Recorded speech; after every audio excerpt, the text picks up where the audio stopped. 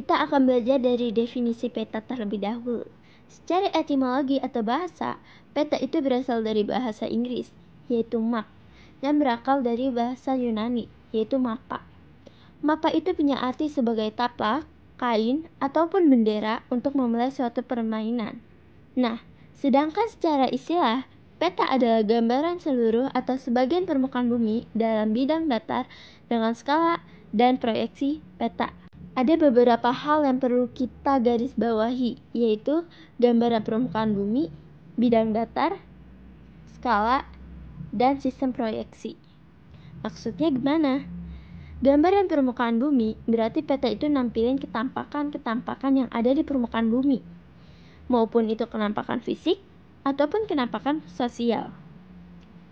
Sedangkan bidang datar berarti ketampakan bumi tersebut bisa dijadiin dalam bidang datar.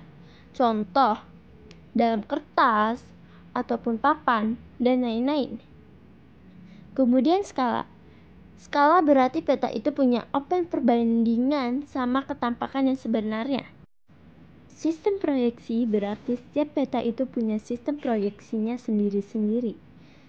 Peta banyak dipakai dalam berbagai kegiatan, baik dalam kegiatan perencanaan, survei, atau kajian, ataupun penelitian.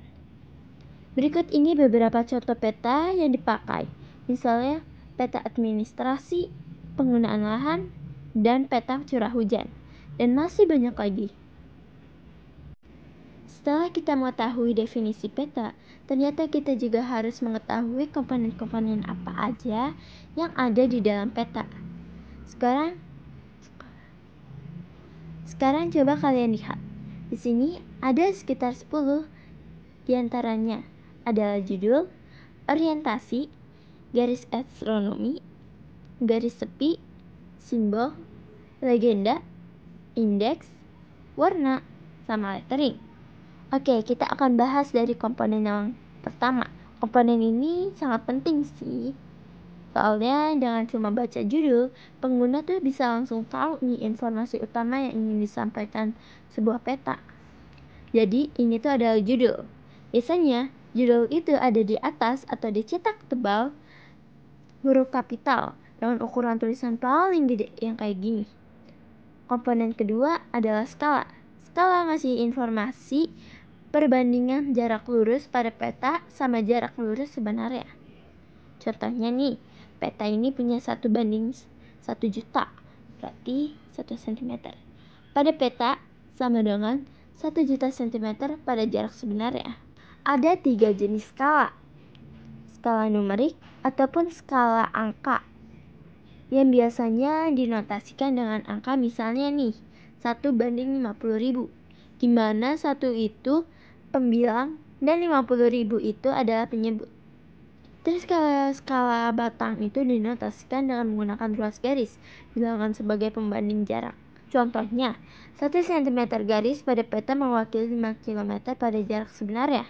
Begitupun seterusnya. Dan yang terakhir adalah skala verbal. Skala verbal dinyatakan dalam sebuah kalimat ungkapan. Misalnya nih, 1 cm pada peta sama dengan 5 km di lapangan. Oke, karena takut pembahasannya jadi banyak, aku ringkas aja langsung ke materi berikutnya, yaitu proyeksi. Proyeksi itu adalah metode transformasi atau perubahan gambaran permukaan bumi dari 3 dimensi menuju 2 dimensi. Kalian bisa lihat gambarnya dari gambar A ke B, yaitu perubahannya. Proses perubahan tersebut tentunya bakalan ngasilin distorsi atau kesalahan. Oleh karena itu, terdapat 3 hal yang perlu kita perhatikan, yaitu conform, equivalent, dan equidistant. Apa sih maksudnya? Nah, conform itu berarti bentuknya harus sama, nggak boleh ada yang berubah. Dan kalau equivalent itu berarti luasannya harus sama, nggak boleh beda. Sama kayak equidistant juga, jaraknya harus sama, nggak boleh beda. Proyeksi silinder adalah proyeksi yang cocok banget dipakai buat metain wilayah sekitar khatulistiwa. Sedangkan untuk wilayah lintang sedang sama kutub bakalan mengalami distorsi atau kesalahan yang cukup besar. Kemudian, proyeksi kerucut adalah proyeksi yang cocok dipakai buat metain wilayah lintang sedang. sedangkan untuk wilayah lainnya bakal mengalami distorsi. Yang terakhir adalah proyeksi azimutal, berbentuk lembaran yang ditempel pada permukaan bumi yang kayak gini.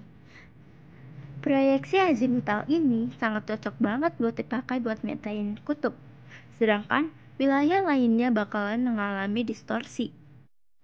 Ketiga jenis proyeksi berdasarkan bidang itu ternyata juga bisa dimodifikasi dalam meletakkan bidang proyeksinya. Terdapat 3 jenis modifikasi peletakan bidang proyeksi: normal, miring, dan transversal. Sekian pembahasan dari saya, kurang lebihnya mohon maaf. Wassalamualaikum warahmatullahi wabarakatuh.